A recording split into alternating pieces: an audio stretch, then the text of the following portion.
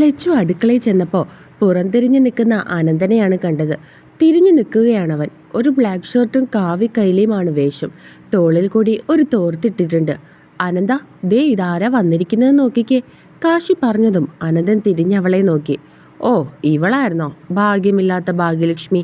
അനന്തൻ പുച്ഛിച്ചു. അതെന്താ അനന്ത അങ്ങനെ പറയുന്നേ? ഏതാ ഈ കുട്ടി? സൈനു അത് കണ്ട് സംശയത്തോട് ചോദിച്ചു. അനന്തനുണ്ടായതൊക്കെ അവളെ ഒന്ന് നോക്കി പുച്ഛിച്ചുകൊണ്ട് പറഞ്ഞു. എല്ലാം കഴിഞ്ഞതും അവൾ എല്ലാവരെയും നോക്കി ഒന്ന് ഇളിച്ചു കാണിച്ചു. എന്നാലും ദേ, ഇനി അങ്ങനൊരു തെറ്റും ചെയ്യരുത് കേട്ടോ. ദൈവം തന്നെ ജീവൻ എടുക്കേണ്ടത് ദൈവമാണ്. അത് നമുക്ക് എടുക്കാൻ ഒരവകാശവും ഇല്ല. ദൈവം നമ്മൾക്ക് ഓരോരുത്തർക്കും ഓരോ നിയോഗം ഏൽപ്പിച്ചിട്ടാണ് ഇങ്ങോട്ടേക്ക് വിടുന്നത്. അതുകൊണ്ട് അതൊക്കെ ഈ കൈകളിൽ കൂടി ചെയ്തു തീർത്തിട്ട് ദൈവം വിളിക്കുമ്പോൾ പോയാൽ മതി. ഇനി ഇങ്ങനെയുള്ള അബദ്ധങ്ങളൊന്നും കാണിക്കല്ലേ. സൈനു അവളുടെ കയ്യിൽ പിടിച്ചുകൊണ്ട് പറഞ്ഞതും അവൾ തലയാട്ടി. പിന്നെ മോള് ഭാഗ്യമില്ലാത്തവളാണെന്ന് ആരാ പറഞ്ഞത്? ഭാഗ്യമില്ലെങ്കിൽ ദേ നീ ഇതുപോലെ ഇന്നിവിടെ നിൽക്കുവോ? നിനക്കായിട്ട് ഒരുത്തൻ ജനിച്ചിട്ടുണ്ട് ഈ ഭൂമിയിൽ. അവനെ നീ ഒരിക്കൽ കണ്ടെത്തും. അതുവരെ നിന്റെ ലൈഫിൽ വന്നു പോകുന്നവരെല്ലാം വെറും അതിഥികൾ മാത്രമാണ്. നമുക്ക് ഓരോ പാഠങ്ങൾ തന്നിട്ട് പോകുന്ന വെറും അതിഥികൾ. അങ്ങനെ കരുതിയാൽ മതി കേട്ടോ. സൈനു അവളുടെ കവളിൽ കൈവച്ചുകൊണ്ട് പറഞ്ഞതും അവളൊന്ന് പുഞ്ചിരിച്ചു. ദേ, ഇത്തേ തന്നെ ഒന്ന് നോക്കിക്കേ. ആയിഷയെ ഇത്തയ്ക്ക് എത്ര വർഷത്തിന് ശേഷം കിട്ടിയത്? അതുവരെ അതിൻ്റെ വിഷമമായിരുന്നു. അത് കഴിഞ്ഞ് ഇവളുണ്ടായപ്പോഴോ ആയിഷയുടെ വാപ്പ അവരെ വിട്ടുപോയി. അപ്പോൾ താൻ പറഞ്ഞ ഈ ഭാഗ്യം ഇവർക്ക് ഇല്ലാത്തത് കൊണ്ടാണോ അങ്ങനെയൊക്കെ സംഭവിച്ചത്? കാശി സംശയത്തോട് ചോദിച്ചു. എനിക്ക് ഭാഗ്യമില്ലെന്ന് ഞാൻ ഒരിക്കലും വിശ്വസിക്കില്ല. കാരണം എൻ്റെ ഭാഗ്യം ദേ എൻ്റെ ഈ മോളാ. അദ്ദേഹത്തിൻ്റെ സമയം എടുത്തപ്പോൾ അദ്ദേഹം പോയി. ഞങ്ങൾക്ക് ഇവള് ജനിച്ചില്ലായിരുന്നെങ്കിലോ ഞാൻ ഒറ്റയ്ക്കായി പോവില്ലായിരുന്നോ? അപ്പോൾ എൻ്റെ ഭാഗ്യമല്ലേ ഇവള്. അതുകൊണ്ട് ജീവിതത്തിൽ എന്തേലും ചെറുത് നഷ്ടപ്പെടുമ്പോൾ തനിക്ക് യോഗമില്ല, ഭാഗ്യമില്ല, ജീവിക്കണ്ട എന്നൊന്നും അല്ല ചിന്തിക്കേണ്ടത്. മറിച്ച് നമ്മുടെ കയ്യിലുള്ള ഭാഗ്യത്തെ നമ്മൾ കണ്ടെത്തുകയാണ് ചെയ്യേണ്ടത്. സൈനു ചിരിച്ചുകൊണ്ട് അവളോട് പറഞ്ഞു. അവരത് പറഞ്ഞതും ലച്ചുവിൻ്റെ കണ്ണുകൾ യാന്ത്രികമായി അനന്തനിലേക്ക് നീണ്ടു. അനന്തനും അവളെ ആ നിമിഷം നോക്കി. രണ്ടുപേരുടെയും കണ്ണുകൾ പരസ്പരം കോർത്തു. കാശി, നീ ചെന്ന് പാറുവിനെ വിളിച്ചുകൊണ്ട് വാ.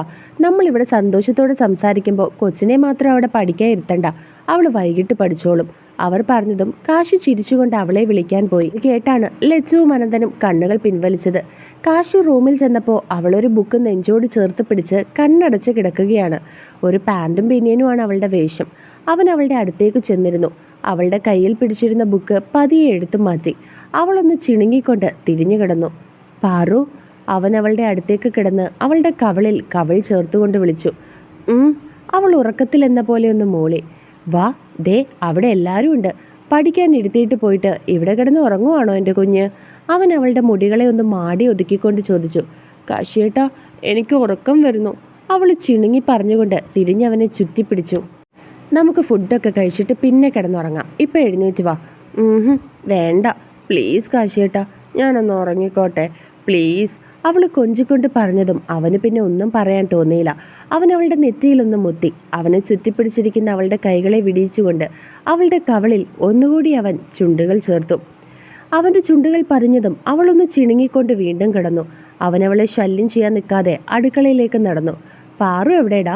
പാറുവിനെ വിളിക്കാൻ പോയ അവൻ്റെ കൂടെ പാറുവിനെ കാണാഞ്ഞതും അനന്തൻ സംശയത്തോട് ചോദിച്ചു. നല്ല ഉറക്കമാ, കാശി ചിരിയോടെ പറഞ്ഞു. ആ സാരമില്ല, മോള് കിടന്ന് ഉറങ്ങട്ടെ, കഴിക്കാൻ നേരം വിളിക്കാം, സൈനുവും പറഞ്ഞു. കാശിയേട്ടാ, എനിക്ക് TV വെച്ച് തരുമോ? ബോറടിക്കുന്നു. ചേച്ചി ഉണ്ടായിരുന്നെങ്കിൽ എന്തേലും കളിക്കായിരുന്നു. ആയിഷ വിഷമത്തോടെ പറഞ്ഞതും കാശി ചിരിച്ചു. വാ, ഞാൻ TV വെച്ച് തരാം. കാശി അതും പറഞ്ഞ് അവളുമായിട്ട് അവിടെ നിന്നും പോകാൻ തുടങ്ങി. ആയിഷക്കുട്ടിയുടെ കൂടെ ഞാൻ കളിച്ചാൽ മതിയോ? അത് കേട്ടതും ലച്ചു ചിരിയോടെ ചോദിച്ചു. ആയിഷക്കുട്ടിയുടെ കൂടെ ഞാൻ കളിക്കുന്നില്ല, മര്യാദയ്ക്ക് ഇതൊക്കെ അരിഞ്ഞതാ. അനന്തൻ ലച്ചുവിനെ പുച്ഛിച്ച് പച്ചക്കറിയിലേക്ക് ചൂണ്ടി കാണിച്ചുകൊണ്ട് പറഞ്ഞതും അവൾ മുഖം വീർപ്പിച്ചു. കാശി ചിരിച്ചുകൊണ്ട് ആയിഷയുമായിട്ട് ഹാളിലേക്ക് നടന്നു. ലച്ചു അനന്തനെ നോക്കി മുഖം കോട്ടി കാണിച്ചുകൊണ്ട് പച്ചക്കറി കട്ട് ചെയ്യാൻ തുടങ്ങി. അനന്തൻ ചിരിയോടെ പാചകം ചെയ്യാനും തുടങ്ങി. അപ്പോഴും അവളുടെ ചുണ്ടിൽ പുഞ്ചിരി ഉണ്ടായിരുന്നു. അച്ഛേ! പാറുവിൻ്റെ നിലവിളി കേട്ടാണ് അടുക്കളയിൽ നിന്ന് കാശി മറ്റുള്ളവരെ ഞെട്ടിയത്. കാശി പെട്ടെന്ന് ഉണ്ടാക്കിക്കൊണ്ടിരുന്ന കറി അവിടെ വെച്ചിട്ട് അവളുടെ മുറിയിലേക്ക് ഓടി. മറ്റുള്ളവരും അവൻ്റെ പുറകെ അങ്ങോട്ട് ചെന്നതും കട്ടിലിരുന്ന് കരയുന്ന പാറുവിനെയാണ് കണ്ടത്.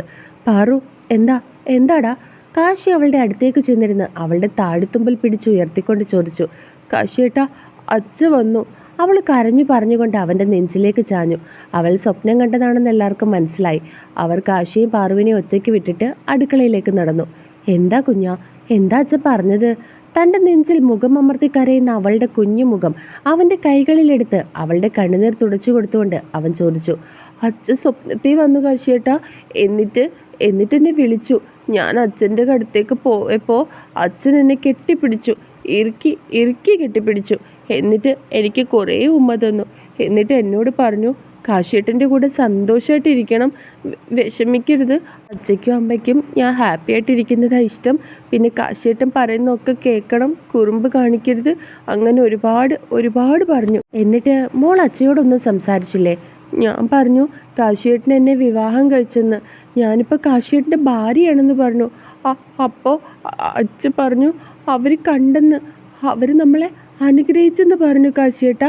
പിന്നെ പിന്നെ പിന്നെ പറയാ ഞാൻ സൂക്ഷിക്കണമെന്ന് കാശിയേട്ടനോടും പറയാൻ പറഞ്ഞു. കാശിയേട്ടനെ നോക്കണേന്ന് എന്നോട് പറഞ്ഞു. ആരോ നമ്മളെ അപായപ്പെടുത്താൻ ശ്രമിക്കുന്നുണ്ടെന്ന് പറഞ്ഞു കാശിയേട്ടാ. പിന്നെ എന്നോട് പോകുവാണെന്ന് പറഞ്ഞു. അപ്പോൾ ഞാൻ അച്ഛയ്ക്ക് ഉമ്മ കൊടുക്കാൻ പോയി. പക്ഷേ ഞാൻ അച്ഛയ്ക്ക് ഉമ്മ കൊടുക്കാൻ ചെന്നപ്പോൾ അച്ഛൻ എന്നോട് വരണ്ടാന്ന് പറഞ്ഞു കാശിയേട്ടാ, പൊയ്ക്കോളാൻ പറഞ്ഞു. എന്നിട്ട് അച്ഛൻ മാഞ്ഞു പോയി. അവൾ അതും പറഞ്ഞ് പൊട്ടിക്കരഞ്ഞു. ഒന്നുമില്ലടാ, വിഷമിക്കാതെ, ഒന്നുമില്ല. അച്ഛൻ ഇത്രയൊക്കെ നിന്നോട് സംസാരിച്ചില്ലേ? മോള് ഉമ്മ കൊടുത്തില്ലെങ്കിലും അച്ഛൻ മോൾക്ക് ഉമ്മ തന്നില്ലേ? പക്ഷേ കാശിയേട്ടാ, അച്ഛ എന്തിനാ സൂക്ഷിക്കാൻ പറഞ്ഞത്? ആരാ നമ്മളെ? അവൾ സംശയത്തോടെ അവനോട് ചോദിച്ചു. അറിയില്ല, നമുക്ക് അന്വേഷിക്കാം. പാറുവിൻ്റെ എക്സാം ഒക്കെ കഴിയട്ടെ കേട്ടോ. എന്നിട്ട് നമുക്ക് സ്റ്റേഷനിൽ പോയി കേസ് റീഓപ്പൺ ചെയ്യാം. നമുക്ക് അന്വേഷിക്കാം. കാശിയേട്ടനില്ലേ മോളുടെ കൂടെ? അവൻ അവളുടെ നെറുകയിലൊന്ന് തലോടി പറഞ്ഞതും അവൾ അവനെ നോക്കി തലയാട്ടിക്കൊണ്ട് അവനെ ഇറുക്കി കെട്ടിപ്പിടിച്ചു. അവനും അവളെ ചേർത്ത് പിടിച്ച് നെറുകയിൽ ചുംബിച്ചു. പോയി മുഖം കഴുകിയിട്ട് വാ, നമുക്ക് അവരുടെ അടുത്തേക്ക് പോകാം. നമ്മൾ അമ്പലത്തിൽ വെച്ച് കണ്ടില്ലേ ഭാഗ്യലക്ഷ്മി, ആ കുട്ടിയൊക്കെ വന്നിട്ടുണ്ട്. അതെയോ? എന്നിട്ട് കാശിയേട്ടൻ എന്താ എന്നെ വിളിക്കാഞ്ഞേ? ഞാൻ നിന്നെ വിളിക്കാൻ വന്നതല്ലേ. അപ്പോൾ നീ പറഞ്ഞു നിനക്ക് ഉറക്കം വരുന്നു, ഉറങ്ങിക്കോട്ടെ എന്നൊക്കെ. അപ്പോൾ പിന്നെ ഞാൻ തിരികെ പോയി. അത് പഠിച്ചുകൊണ്ടിരുന്നപ്പോൾ പെട്ടെന്ന് ഉറക്കം വന്നു കാശിയേട്ടാ. വീട്ടിലിങ്ങനെ ഉണ്ടാകുമ്പോൾ അമ്മ കണ്ണുവിട്ടതാണെന്ന് പറഞ്ഞ് കടുകും മുളകും ഒക്കെ ഒഴിഞ്ഞിടും. അതെയോ? വാ, കാശിയേട്ടൻ അങ്ങനെ ചെയ്തു തരാം. കണ്ണാണെങ്കിൽ എൻ്റെ കുഞ്ഞിനെ വിട്ട് പോട്ടെ. നാളെ എക്സാമിന് പഠിച്ചല്ലേ പറ്റുള്ളൂ. അവൾ തലയാട്ടി. അല്ല, എൻ്റെ കുഞ്ഞിന് ഇനി എന്ത് പഠിക്കാൻ ആഗ്രഹം? അവൻ അവളുടെ നെറുകയിൽ തലോടി. എനിക്ക് കാശിയേട്ടൻ്റെ അടുത്ത് നിന്ന് പഠിക്കുന്ന പഠിത്തം മതി. ദൂരെ ഒന്നും പോയി എനിക്ക് പഠിക്കണ്ട. എൻ്റെ കാശിയേട്ടനെ കെട്ടിപ്പിടിച്ച് എന്നും എനിക്ക് ഉറങ്ങണം. അവൾ കാശിയെ ചുറ്റിപ്പിടിച്ചുകൊണ്ട് പറഞ്ഞതും അവൻ ചിരിച്ചു. എന്നാലും എൻ്റെ പാറു പറയേ, എന്താ എൻ്റെ പാറുവിൻ്റെ ആഗ്രഹം? അത് അച്ഛയ്ക്ക് ആഗ്രഹം എന്നെ എൻജിനീയറിംഗ് പഠിപ്പിക്കാനായിരുന്നു, കമ്പ്യൂട്ടർ എൻജിനീയറിങ്. അപ്പോൾ അമ്മ വഴക്ക് പറയും. പൈസ ഇല്ലാതെ എങ്ങനെയാണ് ഇത്രയും വലിയ പഠിപ്പൊക്കെ പഠിപ്പിക്കുന്നതെന്ന് അച്ഛയോട് ചോദിക്കും. അപ്പം എൻ്റെ അച്ഛൻ പറയും ഞാൻ എൻട്രൻസ് എഴുതി ഫസ്റ്റ് റാങ്ക് വാങ്ങും, അപ്പോൾ പൈസയൊന്നും കൊടുക്കാതെ പഠിക്കാമല്ലോ എന്ന്. അപ്പോൾ പാറുവിന് എൻജിനീയറിംഗ് ആണോ പഠിക്കാൻ ഇഷ്ടം? അത് ഇഷ്ടമാ, പക്ഷെ എന്നെ കൊണ്ടൊന്നും പറ്റില്ല കാശിയേട്ടാ. അതിന് കോച്ചിങ്ങിനൊക്കെ പോകണം. അപ്പോൾ കാശിയേട്ടനെ വിട്ട് എനിക്ക് നിൽക്കേണ്ടി വരും. ഞാൻ പോവില്ല. അവൾ അവനെ ഇറുക്കി പിടിച്ചുകൊണ്ട് പറഞ്ഞു. ഞാൻ പഠിപ്പിച്ചാലോ എൻ്റെ കുഞ്ഞിനെ? അവൻ അവളുടെ തലയിലൊന്ന് തലോടിക്കൊണ്ട് ചോദിച്ചു. കാശിയേട്ടന് അതൊക്കെ അറിയോ? അത് കേട്ടവൾ സംശയത്തോടെ തിരികെ ചോദിച്ചു. ഞാൻ എൻട്രൻസ് കോച്ചിങ്ങിനൊക്കെ പോയതാ, പിന്നെ അതൊക്കെ വേണ്ടെന്ന് വെച്ചിട്ടാണ് ഈ പണിക്ക് ഇറങ്ങിയത്. എൻ്റെ പാറുവിനെ ഞാൻ പഠിപ്പിക്കാം, പോരെ? മതി, എന്നെ കാശിയേട്ടൻ പഠിപ്പിച്ചാൽ മതി. അവൾ ചിരിച്ചുകൊണ്ട് മറുപടി പറഞ്ഞു. എങ്കിൽ വാ, നമുക്ക് അവരുടെ അടുത്തേക്ക് പോകാം. അവൻ പറഞ്ഞതും അവൾ പോയി മുഖമൊക്കെ കഴുകി വന്നു. അവൻ അവളെയും കൂട്ടി അടുക്കളയിലേക്ക് നടന്നു. ചേച്ചി, പാറു വിളിച്ചതും പായസം ഇളക്കിക്കൊണ്ട് നിന്ന ലച്ചു തിരിഞ്ഞു നോക്കി. പാറുക്കുട്ടി വാ, ഉറക്കമൊക്കെ കഴിഞ്ഞോ? അവൾ പാറുവിൻ്റെ കവളിൽ കൈവച്ചുകൊണ്ട് ചോദിച്ചു. ചേച്ചി വന്നത് ഞാൻ അറിഞ്ഞില്ല. അറിഞ്ഞെങ്കിൽ ഞാൻ എഴുന്നേറ്റേനെ. അതൊന്നും സാരമില്ല. അവൾ ചിരിച്ചു. പാറൂസ് എന്താ സ്വപ്നം കണ്ടത്? അവളെ കണ്ട അനന്തൻ ചിരിച്ചുകൊണ്ട് ചോദിച്ചു. കാശി അവൾ കണ്ട് സ്വപ്നം പറഞ്ഞു. സാരമില്ല കേട്ടോ, അച്ഛയ്ക്ക് മോള് കൊടുത്തില്ലെങ്കിലും അച്ഛൻ മോക്കുമ്മ തന്നില്ലേ?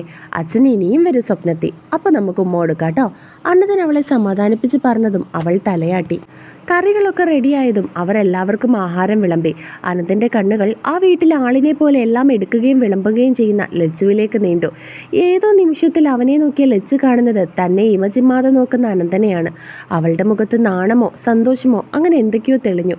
കാശി പാറുവിന് അവൻ്റെ പാത്രത്തിൽ നിന്നും വാരി കൊടുത്തു. എല്ലാവരും സന്തോഷത്തോടെ അത് നോക്കിയിരുന്നു. ആഹാരമൊക്കെ കഴിഞ്ഞതും ലച്ചു തിരികെ പോകാൻ തുടങ്ങി. ഇനിയും വരണേ ചേച്ചി.